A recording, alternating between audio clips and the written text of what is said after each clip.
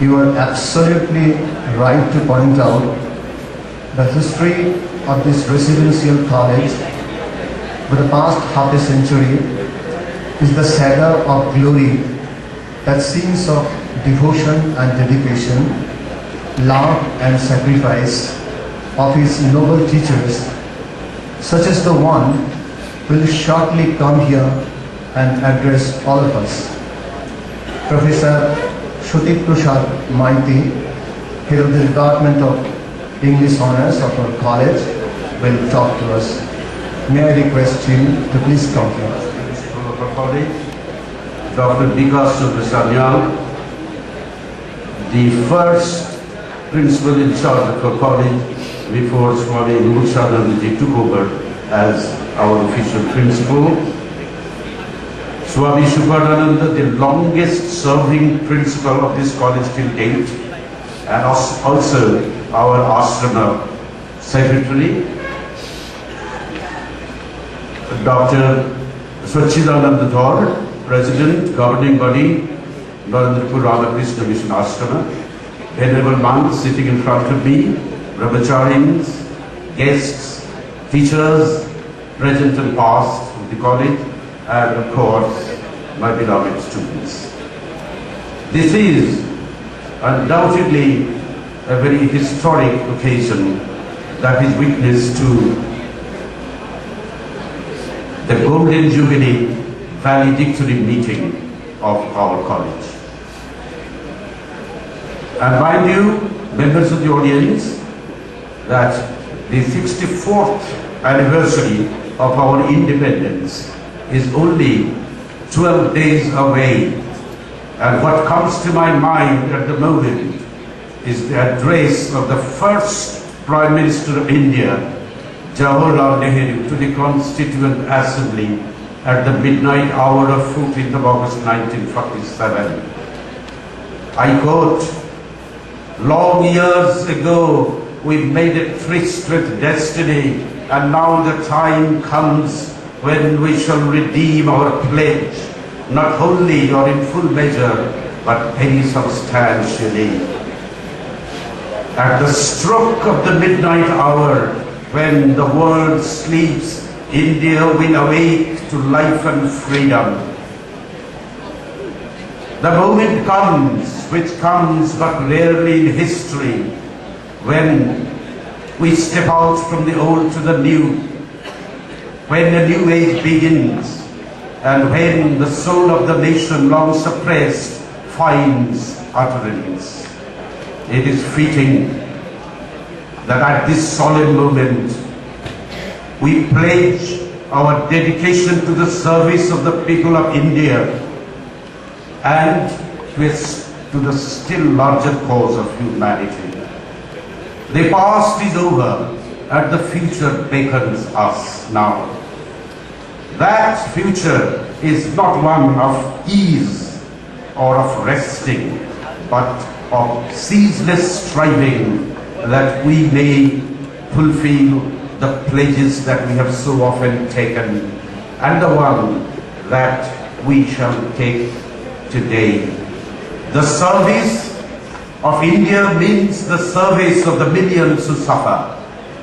It means the ending of poverty and ignorance and disease and inequality of opportunity. The ambition of the greatest men of our generation has been to wipe every tear from every eye, unquote. Many, many years before Panditji, Swami Vivekananda, whose ideals we follow here and have been following at this institution, said the same thing in a much more forceful manner through his electrifying message of service and renunciation.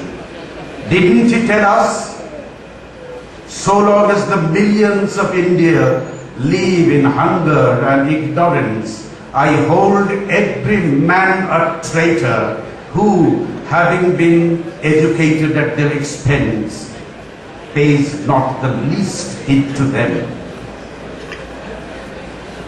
He also dreamt of an India resurgent and more glorious than she ever had been before. Today, I remember Jawaharlal Nehru's words. Of course, the occasion of his address was much bigger in scale and magnitude. India's achievement of freedom from 200 years of British rule. But I do believe that the spirit animating his words applies to today's occasion. The Golden Jubilee valedictory meeting here at this Vivekananda Centenary Hall. A point of time when midway between our Golden Jubilee and our centenary celebrations, which are another half a century away, we can look back on the past and also look forward to the future.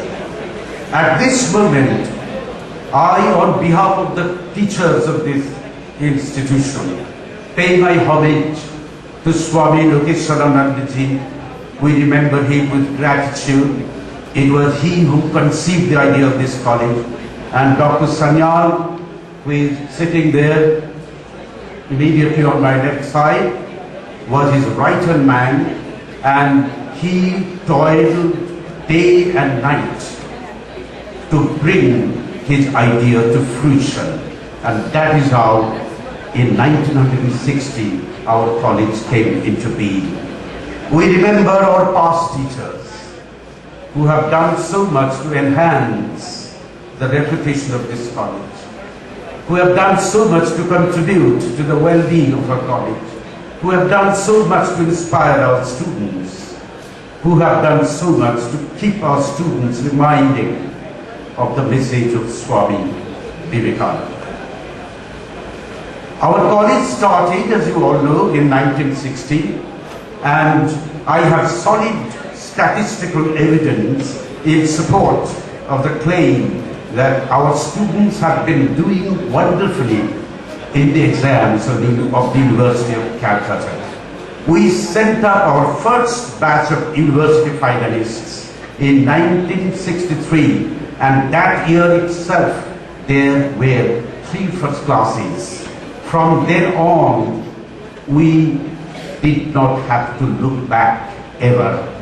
And I tell you, my dear members of the audience, that between 1963 and 2011, our college has produced as many as 1,375 first classes, which is an enormous achievement given the fact that we send a comparatively small number of students for the university finals, our college being strictly residential, and the residential character of our college admittedly restricts the process of admission.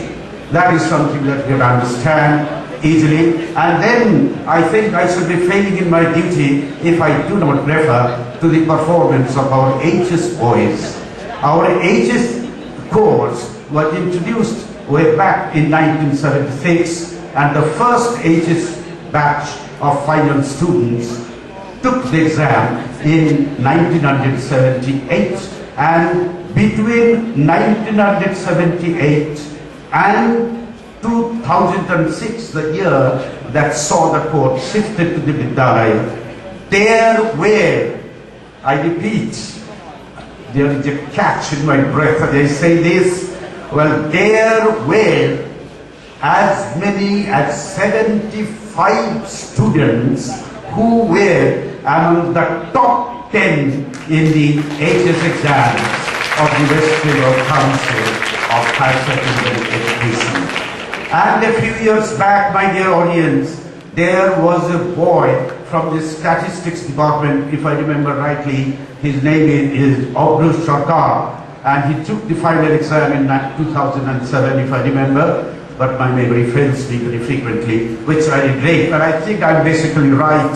He took the exam in 2007, and he scored a total of 709 marks out of a total of 800 marks, which worked out to 88.62%, the highest ever record in the 150-year-old history of the University of Calcutta. There is more to add to this list.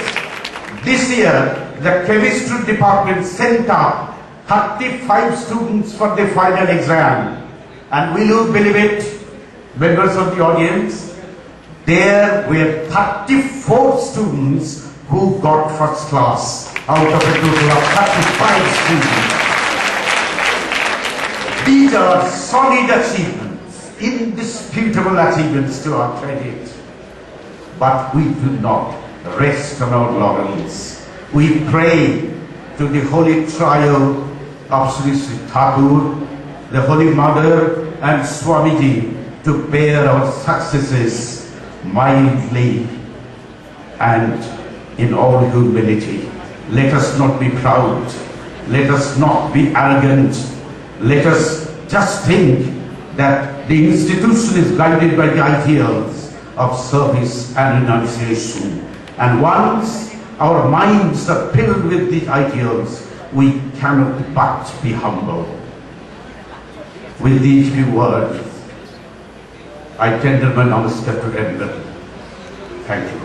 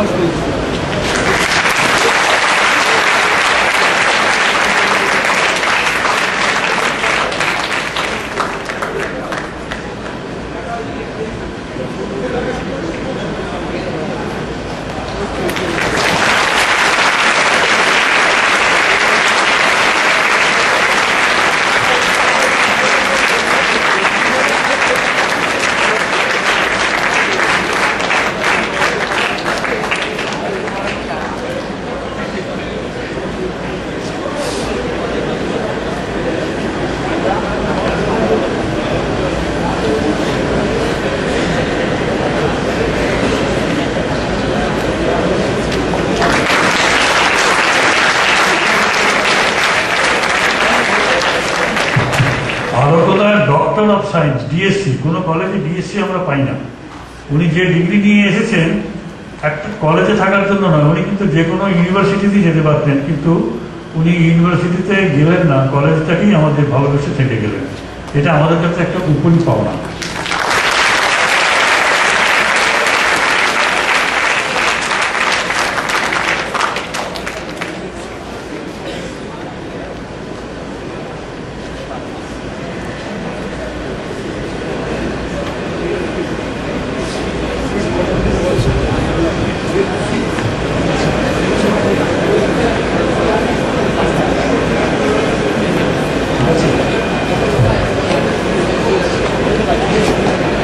May I now request Srimad Swami Suparnanandaji Maharaj to release yet another Golden Jubilee number, Ovi. 200. One can feel that every page will urge you to move forward.